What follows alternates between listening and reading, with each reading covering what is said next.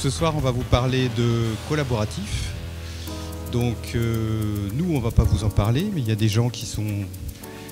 Donc Hélène et Rémi ce soir qui vont vous en parler aussi, qui vont vous partager leur expérience. Avant de démarrer ce programme de transformation digitale interne, on avait déjà une culture digitale mais assez forte, mais tournée vers nos clients. Et on s'est aperçu en fait qu'on en faisait beaucoup pour nos clients et très peu en interne. L'ambition, voilà, c'est de développer cette culture digitale dans l'entreprise pour tous les collaborateurs.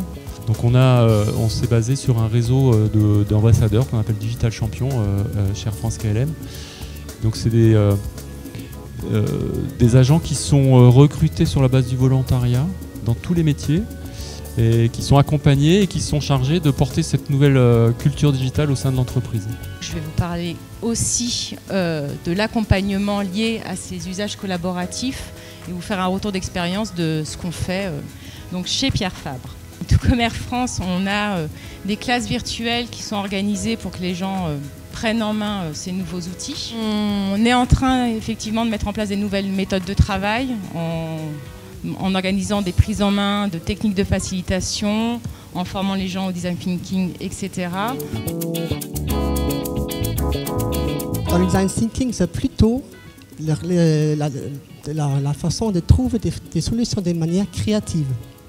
Et pareil pour le thinking. Souvent, on pense thinking, c'est du brainstorming. Mais non, c'est pas ça. Dans le terme design thinking, c'est du doing plutôt. Du coup, c'est plutôt une approche créative. On passe à l'action pour faire vraiment pour trouver de nouvelles solutions.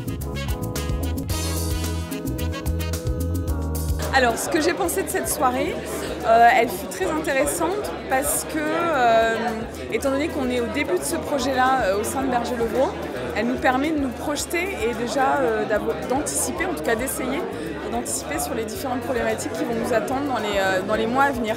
Donc c'est intéressant d'avoir des retours d'expérience d'entreprises qui ont déjà vécu ce changement et qui peuvent nous faire part de leur expérience. Et voir quel type d'outils était disponible sur le marché et comment l'utiliser et pourquoi l'utiliser. Moi, l'idée qui m'a intéressé plus particulièrement, c'est la notion de facilitateur dans l'entreprise. Parce que je pense que c'est eux qui peuvent propager le changement dans l'entreprise et puis voilà, ça implique les gens et voilà, je pense que c'est une bonne idée. Si je devais définir iCube en 3 mots, ça serait accompagnement technique, fonctionnel, mais aussi humain.